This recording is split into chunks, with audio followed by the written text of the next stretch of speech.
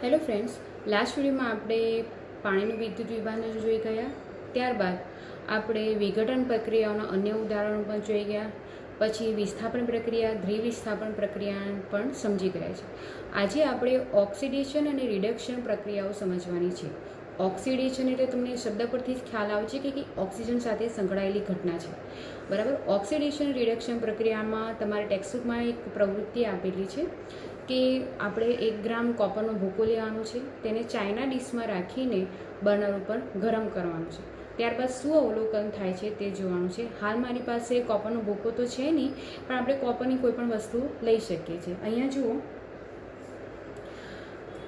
દેખાય છે તમને? કોપર એટલે કે તાંબાની આ વસ્તુ છે, જેને મેં શું કર્યું છે, બર્નર ઉપર ગરમ કરી છે. તો બર્નર ઉપર જ્યારે ગરમ કરું છું તો અહીંયા તમે જુઓ છો, દેખાય છે કાળા કલરનું પડ જામી જાય છે. તો કાળા કલરનું આ પડ ક્યાંથી આવે? હવે જ્યારે આપણે કોપરને હવામાં ગરમ કરીએ એટલે ઓક્સિજનની હાજરીમાં ગરમ કરીએ છીએ ત્યારે એની ઉપર શું થાય છે, કાળા કલરનું આવરણ આવી જાય છે, જે ખરેખર શેનું છે, કોપર ઓક્સાઇડનું છે. કોપર ઓક્સાઇડ એટલે કે કોપર શેની સાથે પ્રક્રિયા કરે છે, ઓક્સિજન સાથે પ્રક્રિયા કરે છે. આના લીધે આ રંગમાં પરિવર્તન જોવા મળતું હોય છે. હવે તમે તાંબાને જો ભેજમાં ખાલી મૂકીશો અથવા એસિડ સાથે જો પ્રક્રિયા કરે તો શું થાય છે, લીલા રંગનું આવરણ જામી જતું હોય છે. તમારા ઘરમાં તાંબાની વસ્તુઓ હોય તો જો એવા ખૂણામાં હોય કે જ્યાં ભેજ સતત એને લાગતો હોય તો શું થાય છે, લીલા રંગનું આવરણ જામી જાય છે. પરંતુ જો કોપરને આપણે ગરમ કરીશું, ઉષ્મી આપીશું એટલે શું થશે, કાળા કલરનું આવરણ જામી જાય છે, કે જે કોપર ઓક્સાઇડનું છે. બરાબર. હવે જે આ જ કોપર ઓક્સાઇડને ઉપર આપણે હાઇડ્રોજન વાયુ પસાર કરીશું, એટલે કે હું આ જો પાત્રને, આ જે કોપર ઓક્સાઇડ જે ભેગો થયો છે તેના ઉપર હું હાઇડ્રોજન વાયુ પસાર કરીશ તો ફરીથી શું થશે કે કોપર છૂટું પડશે, એટલે કે કાળું આવરણ દૂર થાય છે અને પાણી મુક્ત થાય છે. તો આ પ્રક્રિયાને ઓક્સિડેશન રિડક્શન પ્રક્રિયા કહેવાય છે, કારણ કે અહીંયા એક તત્વ ઓક્સિજન મેળવે છે. તો અહીંયા કયું તત્વ ઓક્સિજન મેળવે છે, કે કોપર. કોપર એ ઓક્સિજન સાથે પ્રક્રિયા કરે છે એટલે શું થાય છે, કોપર ઓક્સાઇડ બનતું હોય છે. બરાબર. અને ફરીથી જ્યારે હાઇડ્રોજન વાયુ સાથે આપણે પ્રક્રિયા કરીએ છીએ કોપર ઓક્સાઇડની તો શું થાય છે, કોપર છૂટું પડે છે અને પાણી એટલે કે H2 શું મેળવે છે, ઓક્સિજન મેળવે છે. તો હાઇડ્રોજન વાયુનું શું થાય છે, ઓક્સિડેશન થયું છે. જ્યારે કોપરનું ઓક્સાઇડમાંથી કોપર બને છે એટલે કોપર ઓક્સાઇડનું રિડક્શન થયું છે. તો આ જ પ્રક્રિયાને આપણે સમીકરણ સ્વરૂપે નેક્સ્ટ સ્લાઇડ દ્વારા સમજીશું. ઓક્સિડેશન રિડક્શન પ્રક્રિયાનું આપણે હવે સમીકરણ દ્વારા સમજીશું. અહીંયા મેં તમને જે પ્રવૃત્તિ બતાવી છે એ જ લખેલી છે કે 1 ગ્રામ કોપરનો ભૂકો છે અને ચાઇના ડીશમાં ગરમ કરીએ બર્નર ઉપર તો શું થાય છે, કોપરના ભૂકાની સપાટી પર કાળા રંગનું એટલે કે કોપર ઓક્સાઇડનું પડ જામી જતું હોય છે. અહીંયા શું થાય છે, સમીકરણમાં આપણે રજૂ કરીએ તો કોપર એટલે એની સંજ્ઞા થશે Cu પ્લસ ઓક્સિજન એટલે O2. અહીંયા શું આપીએ છીએ, આપણે બર્નર દ્વારા ઉષ્મા આપીએ છીએ એટલે તેના ઉપર ઉષ્મા આવશે અને શું બને છે, કોપર ઓક્સાઇડનું પડ બનતું હોય છે. બરાબર. હવે સમીકરણને સમતોલિત કરવા માટે અહીંયા ઓક્સિજનના 2 છે, કોપરનો 1 જ છે. તો શું કરવું પડે, સહગુણક અહીંયા આપણે 2 મૂકવા પડે. બરાબર. ઓક્સિજનના 2 કરવા માટે તો અહીંયા શું થઈ ગયું, ઓક્સિજનના 2 થઈ ગયા. હવે કોપરને અહીંયા જુઓ, અહીંયા કોપરના 2 પરમાણુઓ થઈ ગયા અને અહીંયા કેવા છે, 1 જ છે, એટલે અહીંયા પણ આપણે સહગુણક મૂકવો પડે એટલે આપણે આ સમીકરણ સમતોલિત સમીકરણ થઈ ગયું. હવે આ કોપર ઓક્સાઇડ ઉપર આપણે હાઇડ્રોજન વાયુ પસાર કરીએ એટલે એની પ્રતિગામી પ્રક્રિયા એટલે ઊંધી પ્રક્રિયા, રિવર્સ પ્રક્રિયા.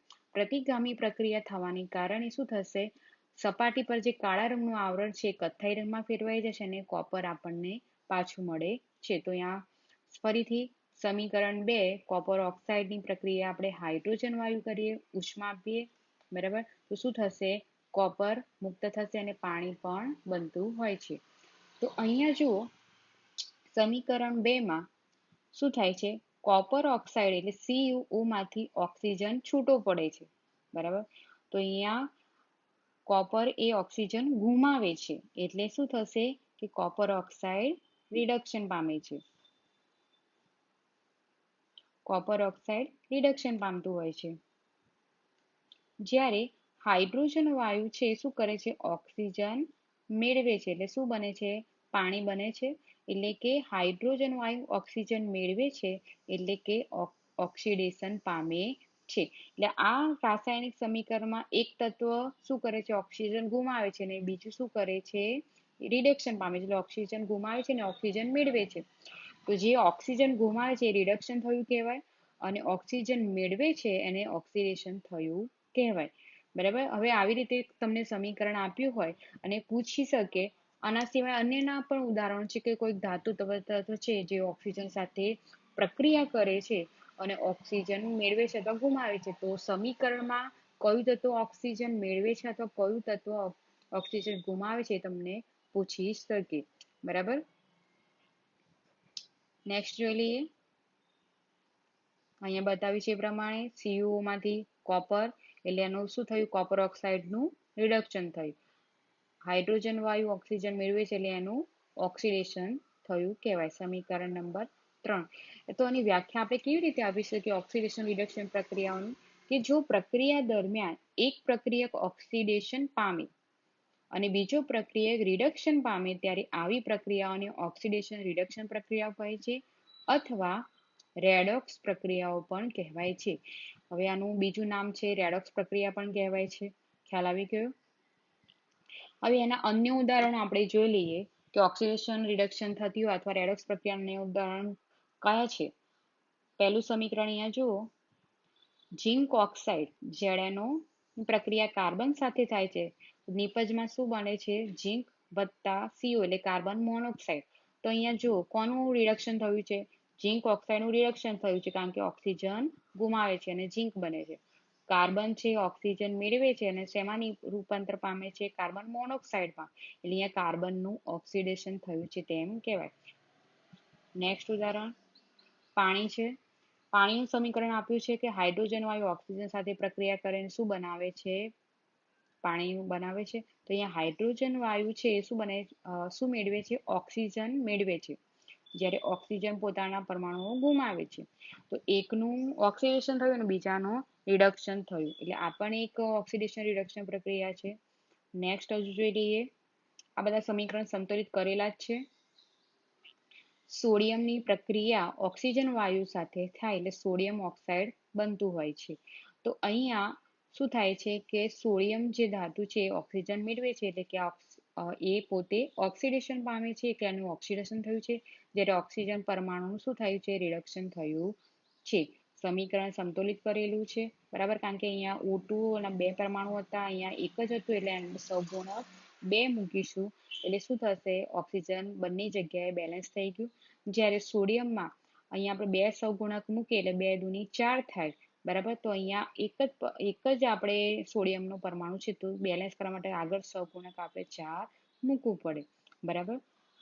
નેક્સ્ટ છે મેંગેનીઝ ઓક્સાઇડની પ્રક્રિયા હાઇડ્રોક્લોરિક એસિડ સાથે થાય છે ત્યારે શું બને છે, મેંગેનીઝ ક્લોરાઇડ અને પાણી મુક્ત થાય છે અને ક્લોરીન પણ બને છે. તો અહીંયા જુઓ MnO2 માંથી શું થાય છે, ઓક્સિજન નો પરમાણુ દૂર થાય છે એટલે મેંગેનીઝ ક્લોરાઇડ બને છે. તો અહીંયા કયા સંયોજન એટલે કયું છે જે સંયોજન ઓક્સિજન મેળવે છે અથવા ગુમાવે છે, તો ગુમાવે છે કોણ, અહીંયા MnO2. તો શેનું રિડક્શન થયું, MnO2 નું રિડક્શન થયું. જ્યારે અહીંયા HCl શું કરે છે, એમાં હાઇડ્રોજન છે ઓક્સિજન મેળવે છે અને પાણીમાં રૂપાંતર પામે છે, એટલે અહીંયા આનું શું થયું છે, ઓક્સિજન મેળવે છે એટલે ઓક્સિડેશન થયું છે તેમ કહી શકાય. નેક્સ્ટ ઉદાહરણ જોઈએ. અહીંયા આપણે મેગ્નેશિયમની પ્રક્રિયા ઓક્સિજન સાથે થવાથી શું બને છે, મેગ્નેશિયમ ઓક્સાઇડ બને છે. બરાબર. સમીકરણને સમતોલિત કરેલું જ છે. તો અહીંયા મેગ્નેશિયમ ધાતુ છે શું કરે છે, ઓક્સિજન મેળવે છે અને MgO માં રૂપાંતર પામે છે, એટલે આનું ઓક્સિડેશન થયું છે. જ્યારે ઓક્સિજનના પરમાણુ ઓક્સિજન ગુમાવે છે તેનું રિડક્શન થયું છે. તો આવી પ્રક્રિયાઓને કઈ પ્રક્રિયાઓ કહેવાય છે, ઓક્સિડેશન રિડક્શન અથવા રેડોક્સ પ્રક્રિયા કહે છે. નેક્સ્ટ હવે ઓક્સિડેશન રિડક્શન પ્રક્રિયાઓની અસરો કઈ છે અથવા ઓક્સિડેશન પ્રક્રિયાઓની અસરો તમને જણાવો પ્રશ્ન પૂછે તો અહીંયા 2 મુદ્દાઓ છે. એમાં પ્રથમ છે ક્ષારણ, જેને અંગ્રેજીમાં કોરોઝન પણ કહેવાય છે. મિત્રો તમે તમારા ઘરમાં અથવા આજુબાજુની વસ્તુઓ પર ધ્યાન રાખશો તો જે ધાતુઓની વસ્તુઓ બનેલી છે, ઉદાહરણ તરીકે તમારે લોખંડ ઘરના જે દરવાજા હોય અથવા જારી હોય લોખંડની બનેલી હોય તો અમુક ટાઈમ પછી શું થાય છે કે એના પર કથ્થઈ કલરનું પડ જામી જતું હોય છે અને ધીરે ધીરે એ કાળા કલરમાં પણ રૂપાંતર પામતું હોય છે. બરાબર, તો આ વસ્તુ ઉપર આવું પડ કેમ જામી ગયું? એટલે તમે એને સાદી ભાષામાં શું કહો છો? લોખંડનું કટાવું. બરાબર ને? આ ઉપરાંત બીજી કઈ ધાતુ? ચલો આપણે તાંબાની વસ્તુઓ છે, મેં તમને પહેલા પણ સમજાવ્યું તે રીતે શું થાય છે, તાંબાની વસ્તુઓને જો ભેજવાળા વાતાવરણમાં રાખીએ તો લીલા રંગનું પડ જામી જમતું હોય છે. ચાંદીની તમે જ્વેલરી પહેરો છો, ચાંદીની વસ્તુઓ છે, જ્વેલરી તમે યુઝ કરો છો તો થોડા સમય પછી એ શું થઈ જાય છે? કાળી પડી જતું હોય છે. એટલે કે ટૂંકમાં ધાતુઓનું શું થાય છે કે હવામાં ના ઓક્સિજન સાથે પ્રક્રિયા થવાથી શું થાય છે? એના રંગમાં પરિવર્તન આવે છે, જે શેના કારણે છે?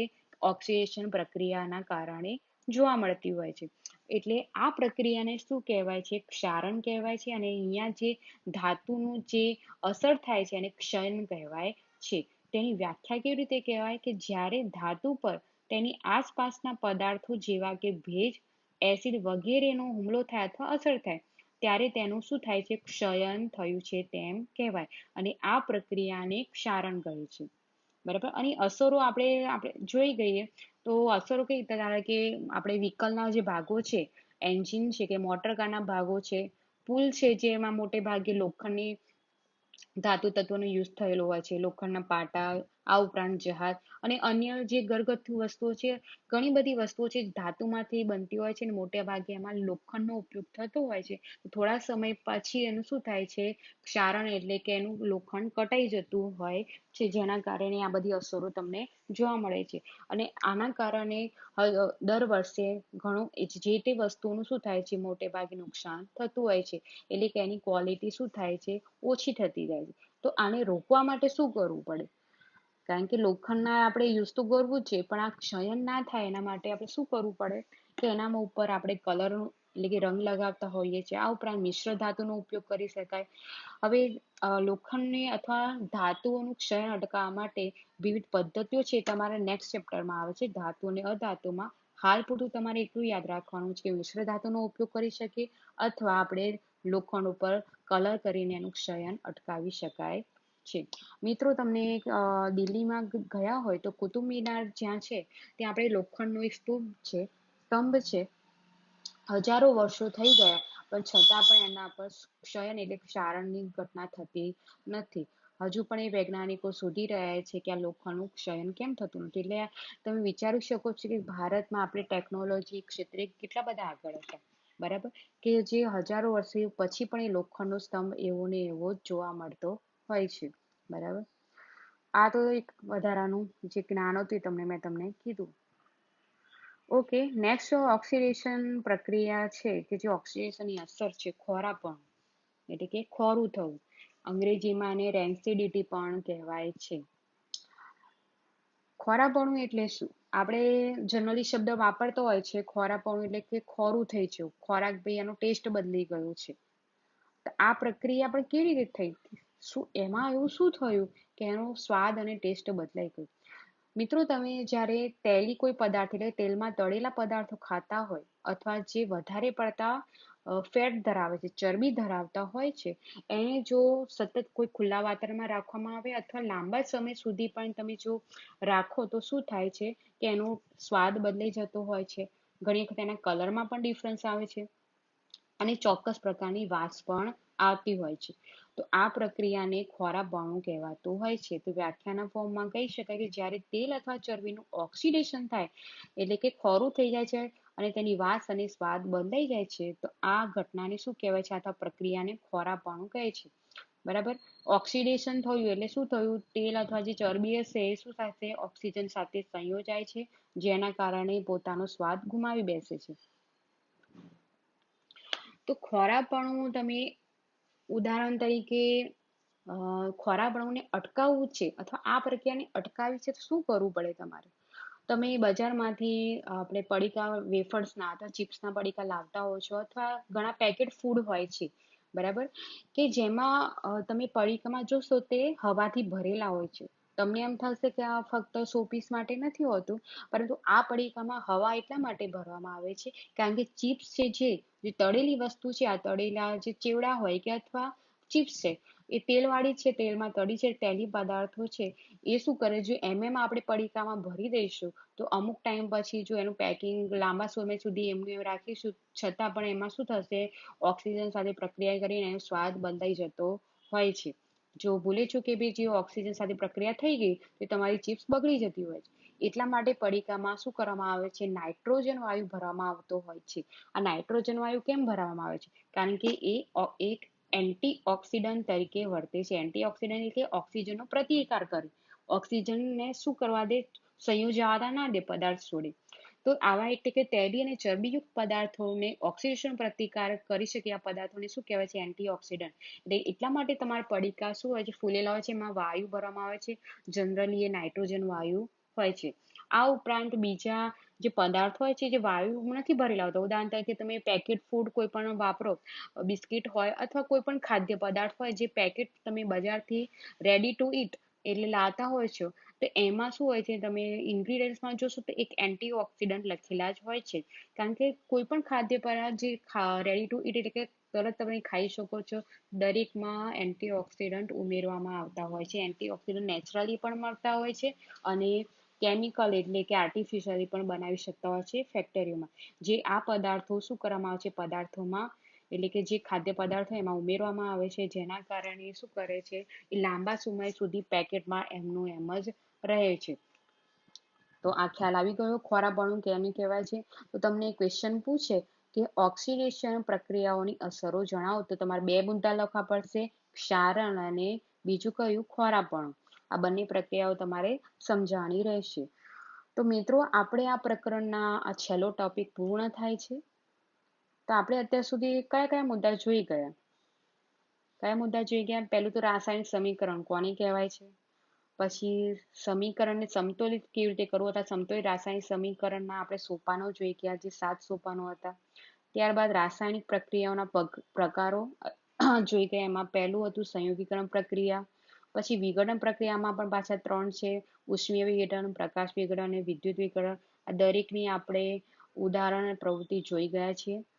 ત્યારબાદ ઉષ્માક્ષેપક પ્રક્રિયા, ઉષ્મા શોષક પ્રક્રિયા જોઈ ગયા, વિસ્થાપન, વિસ્થાપન પ્રક્રિયા, ઓક્સિડેશન રિડક્શન પ્રક્રિયા હમણાં જ આપણે જોઈ.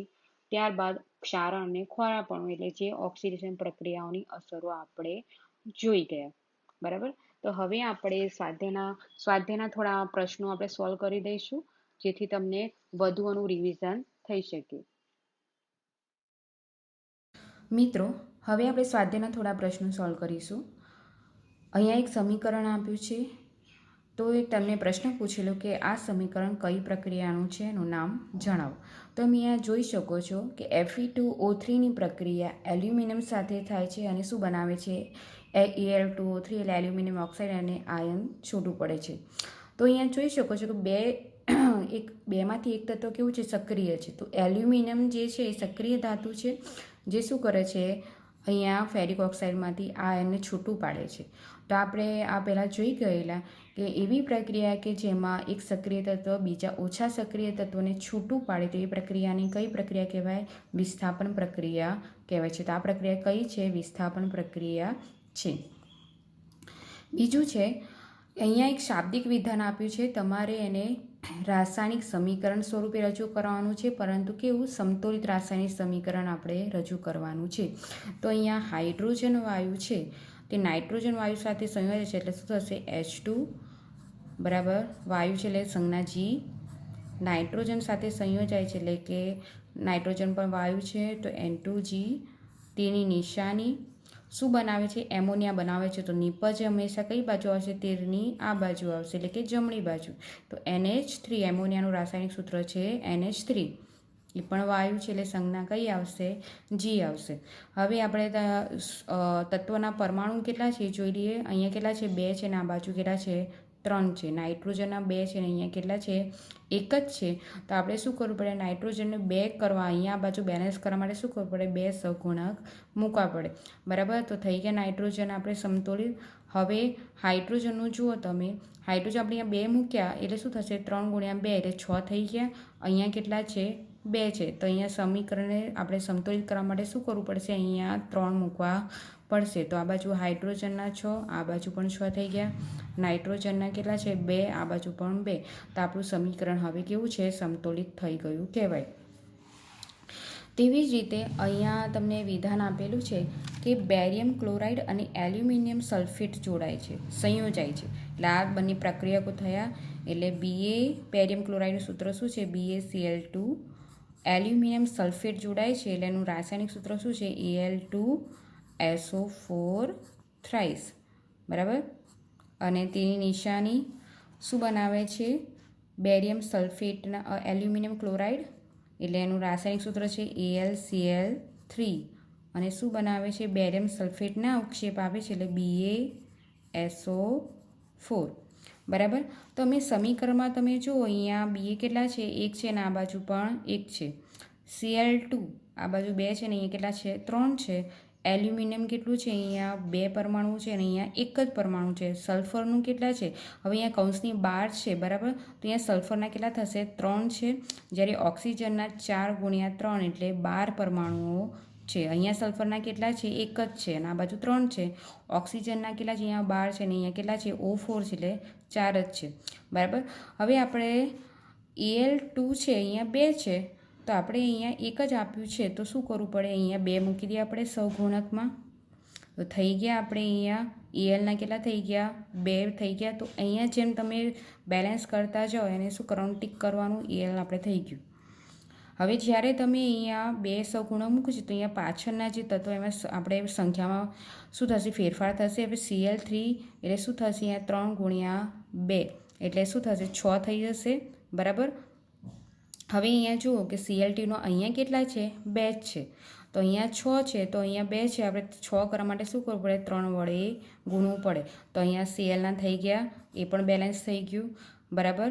હવે જ્યારે તમે અહીંયા 3 મૂક્યો, હવે જ્યારે પણ તમે સંયોજનની આગળ મૂકશો જે સહગુણક, તો પાછળના તત્વમાં ફેરફાર થાય છે. તો અહીંયા બેરિયમના હવે કેટલા થઈ ગયા, 3 થઈ ગયા.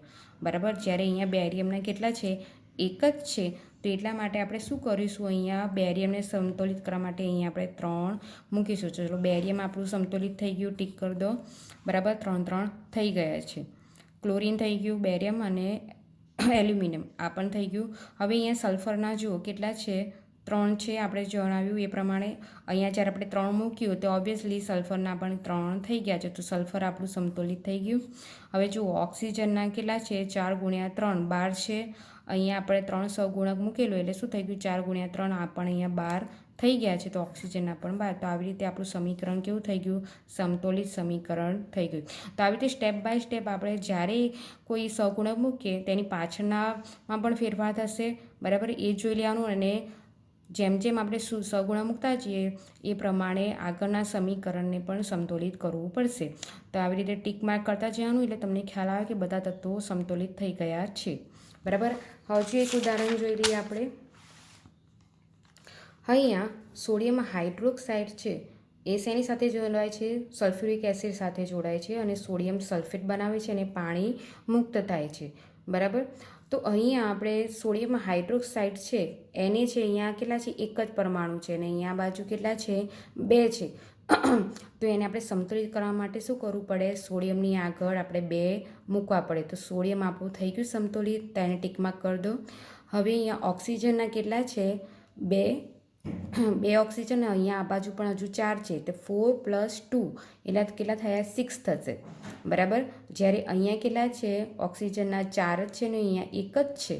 બરાબર. તો આપણે શું કરવું પડે, અહીંયા આપણે 2 મૂકીશું એટલે 4 2 સહગુણક મૂકીએ એટલે શું થશે, ઓક્સિજનના પણ 2 થશે એટલે 4 + 2 6. આ પણ ઓક્સિજનનું સમતોલિત થઈ ગયું અને ટીક માર્ક કરી દઈએ. હવે હાઇડ્રોજનના જુઓ, હાઇડ્રોજનના કેટલા છે, અહીંયા આપણે 2 સહગુણક મૂકેલા એટલે H2 2 + 2 એટલે 4 થઈ ગયા. તો હાઇડ્રોજનના 4 છે અને અહીંયા આપણે સહગુણક 2 મૂકેલો એટલે 2 × 2 = 4. આ પણ આપણે સમતોલિત થઈ ગયું તો એને ટીક માર્ક કરી દીધું.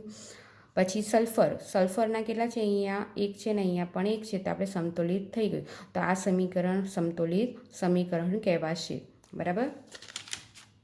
નેક્સ્ટ સમીકરણ આપ્યું છે તમને બેરિયમ ક્લોરાઇડનું સલ્ફ્યુરિક એસિડ સાથે પ્રક્રિયા થાય છે અને બેરિયમ સલ્ફેટ અને HCl મળે છે. તો બરાબર, હવે આ સમીકરણને આપણે સમતોલિત કરવું છે. તો પહેલાં જોઈ લો અહીંયા કેટલા છે, બેરિયમના કેટલા છે, 1 છે, અહીંયા પણ 1 છે. હાઇડ્રોજનના કેટલા છે, 2 છે, અને અહીંયા 1 છે. સલ્ફરનો 1 બેલેન્સ, ઓક્સિજનનો 4 અને અહીંયા 4, તો એ પણ બેલેન્સ છે. તો હાઇડ્રોજન આપણે શું કરવાનું છે, અહીંયા 2 છે ને અહીંયા 1 છે, તો આપણે શું કરવું પડે, અહીંયા સહગુણક મૂકવો પડે. તો અહીંયા શું સહગુણક મૂકીશું, 2, બરાબર. તો 2 સહગુણક મૂક્યો એટલે H2નું પણ થઈ ગયું, આપણે અહીંયા પણ 2H એટલે 2 થઈ ગયા. Cl અહીંયા હવે સહગુણક મૂક્યો છે, અહીંયા કેટલા થયા, Clના પણ 2 પરમાણુ, અહીંયા Clના 2 પરમાણુ છે. બેરિયમ પણ બરાબર છે 1, સલ્ફર પણ બરાબર છે. તો આવી રીતે આ સમીકરણ આપણું સમતોલિત થઈ ગયું. એટલે પહેલું કયું અનબેલેન્સ છે આપણે જોઈ લો ને, એ પ્રમાણે તમે સહગુણક મૂકતા જાઓ તો આપણે બાકીના તત્વો કેવી રીતે બેલેન્સ કરવાના છે. હવે નેક્સ્ટ ઉદાહરણ છે, અહીંયા શબ્દોમાં આપ્યું છે કે ઝીંકની પ્રક્રિયા સિલ્વર નાઇટ્રેટ સાથે થાય છે અને ઝીંક નાઇટ્રેટ અને સિલ્વર બનાવે છે, બરાબર.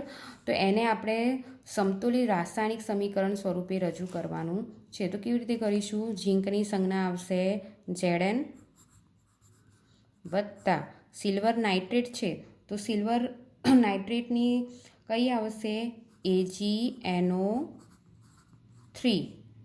ઝીંક નાઇટ્રેટ છે તો ZnNO3 ટ્વાઇસ, બરાબર. અને સિલ્વર કેવું થાય છે, મુક્ત થાય છે, તો સિલ્વરની સંજ્ઞા કઈ આવશે, Ag, બરાબર.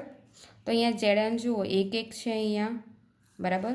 પછી અહીંયા સિલ્વર છે એ પણ 1 છે. નાઇટ્રોજન છે અહીંયા કેટલા છે, 1 છે, અને આ બાજુ કેટલા છે, 2 છે, બરાબર. તો આપણે અહીંયા બેલેન્સ કરવા માટે શું કરવું પડે, અહીંયા 2 મૂકી દઈએ. તો બરાબર, નાઇટ્રોજનનું 2 થઈ ગયા, અહીંયા પણ 2 છે, સમતોલિત. Zn એ પણ અહીંયા સમતોલિત છે, તો Zn ને ટીક માર્ક કરી દઈએ. હવે જ્યારે આપણે સહગુણક મૂક્યો અહીંયા, બરાબર, તો પાછળના તત્વો પણ ફેરફાર થશે. તો જોઈ લઈએ, અહીંયા 2 મૂક્યું અહીંયા શું થઈ ગયું, Ag. સિલ્વરના કેટલા થઈ ગયા, 2 છે, તે 2 પરમાણુઓ થઈ ગયા. અહીંયા કેટલા છે, 1 છે, તો આપણે શું કરીશું, અહીંયા 2 મૂકી દઈશું. તો Agનું પણ આપણે શું કર્યું, સમતોલિત કરી દીધું. ઓક્સિજનના જોઈ લો, અહીંયા કેટલા છે, 3 ગુણ્યા 2 એટલે 6 છે અહીંયા, બરાબર. એટલે ઓક્સિજન અહીંયા બાજુ 6 છે અને અહીંયા 3 દૂની 6 એટલે સમતોલિત છે. થઈ ગયા આપણે કેટલા તત્વો હતા, 1 2 3 4, બરાબર. તો આવી રીતે બધા તત્વો આપણે સમતોલિત થઈ ગયા છે, બરાબર. તો અહીંયા 2 મૂકી દીધું ફક્ત, એટલે બાકીના તત્વોમાં જે ફેરફાર થયો સ્ટેપ બાય સ્ટેપ આપણે ટીક કરતા ગયા, તો આપણું સમીકરણ સમતોલિત સમીકરણ મળી ગયું છે. હવે નેક્સ્ટ છે પોટેશિયમ બ્રોમાઇડ. પોટેશિયમ બ્રોમાઇડ એટલે KBr થશે, બરાબર, વત્તા શું આપ્યું છે, બેરિયમ આયોડાઇડ. તો શું થશે આનું, BaI2. અને શું કીધું છે, પોટેશિયમ આયોડાઇડ નિપજ તરીકે આપે છે. તો પોટેશિયમ આયોડાઇડનું સૂત્ર થશે Ki વત્તા બેરિયમ કયું છે, બ્રોમાઇડ છે, તો BaBr2 થશે, બરાબર. સંજ્ઞા અહીંયા આપેલી છે, તમારે આવી રીતે દર્શાવી દેવાની. એકવસની નિશાની અહીંયા આપણે કરી દઈશું,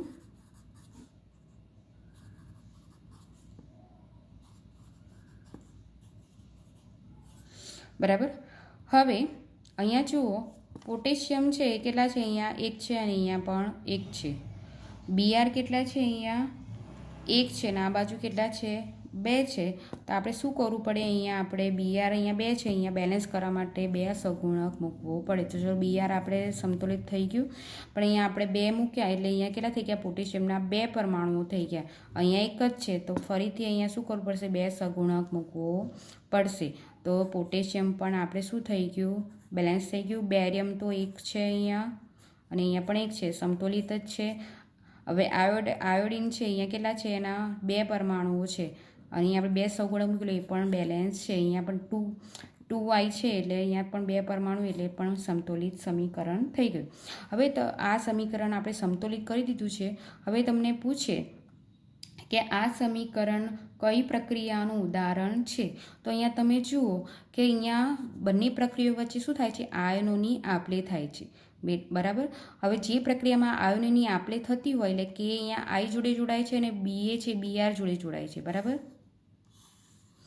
તો આ પ્રક્રિયા કઈ પ્રક્રિયા કહેવાશે? દ્વિવિસ્થાપન પ્રક્રિયા કહેવાશે. ખ્યાલ આવી ગયો? તો સમીકરણ સમતોલિતકરણ પણ પૂછીએ અને સમીકરણ કયું છે, કઈ પ્રક્રિયાનું છે એ પણ ઉદાહરણ પૂછાઈ શકે. ઓકે, નેક્સ્ટ આપણે જોઈ લઈએ. અહીંયા શું છે કે ઝીંક કાર્બોનેટ આપ્યું છે, તો એનું સૂત્ર શું થશે? ZnCO3, જેને આપણે શેમાં રૂપાંતર થાય છે? ઝીંક ઓક્સાઇડ એટલે ZnO વત્તા કાર્બન ડાયોક્સાઇડ. બરાબર. તો પહેલાં જુઓ આ સમીકરણ સમતોલિત છે, પહેલાં જોઈ લઈએ. Zn છે 1 1 છે, સમતોલિત છે. કાર્બન કેટલા છે? અહીંયા 1 છે અને અહીંયા પણ 1 છે. ઓક્સિજન અહીંયા કેટલા છે? 3 છે. અહીંયા કેટલા છે? 2. અહીંયા પણ ઓક્સાઇડ છે એટલે 1 ઓક્સિજનનું પરમાણુ છે. બરાબર. 2 + 1 એટલે અહીંયા પણ 3 છે. એટલે આ સમીકરણ સમતોલિત સમીકરણ જ છે. પણ આ સમીકરણ કઈ પ્રક્રિયાનું ઉદાહરણ છે? તો અહીંયા જુઓ શું થાય છે? ઝીંક કાર્બોનેટમાંથી 2 નિપજો મળે છે. હવે જે પ્રક્રિયામાં આપણે જોઈ ગયા છીએ પહેલાં કે જેમાં એક જ પ્રક્રિયકનું શું થાય? સરળ નિપજોમાં રૂપાંતર થાય. તો એવી પ્રક્રિયાની કઈ પ્રક્રિયા કહેવાય છે? વિઘટન પ્રક્રિયા કહે છે. ખ્યાલ આવી ગયો? હવે અહીંયા જુઓ કે હાઇડ્રોજનની પ્રક્રિયા ક્લોરીન સાથે સમીકરણમાં બતાવી દઈએ. હાઇડ્રોજન H2 સંજ્ઞા G, ક્લોરીન Cl2, ક્લોરીન વાયુ છે સંજ્ઞા G, હાઇડ્રોજન ક્લોરાઇડ એટલે શું થશે? HCl. બરાબર. તો હવે આ સમીકરણ સમતોલિત છે કે નહીં પહેલાં જોઈ લઈએ. હાઇડ્રોજનના 2 છે, અહીંયા કેટલા છે? 1 જ છે. બરાબર. Cl2 કેટલા છે? અહીંયા 2 છે અને અહીંયા 1 જ છે. તો શું કરવું પડે? ઇઝી સમીકરણ છે એકદમ. અહીંયા શું કરવું પડે? સગુણક મૂકવો પડે. થઈ ગયા હાઇડ્રોજનના 2 અને ક્લોરીનના પણ 2. તો આ સમીકરણ આપણું કેવું છે? સમતોલિત સમીકરણ છે. હવે આ સમીકરણ કઈ પ્રક્રિયાનું ઉદાહરણ છે? તમે અહીંયા જુઓ કે 2 પ્રક્રિયકો જોડાઈને શું બનાવે છે? એક જ નિપજ આપે છે. તો આ સમીકરણ એટલે કે આ ઉદાહરણ કયું કહેવાય? સંયોગીકરણ પ્રક્રિયા કહેવાય. આપણે સંયોગીકરણ પ્રક્રિયાની વ્યાખ્યા તમને યાદ હોય તો એમાં શું હતું કે 2 કે તેથી વધુ પ્રક્રિયકો જોડાઈને એક જ નિપજનું નિર્માણ કરે ત્યારે કઈ પ્રક્રિયા કહેવાશે? સંયોગીકરણ પ્રક્રિયા કહેવાશે.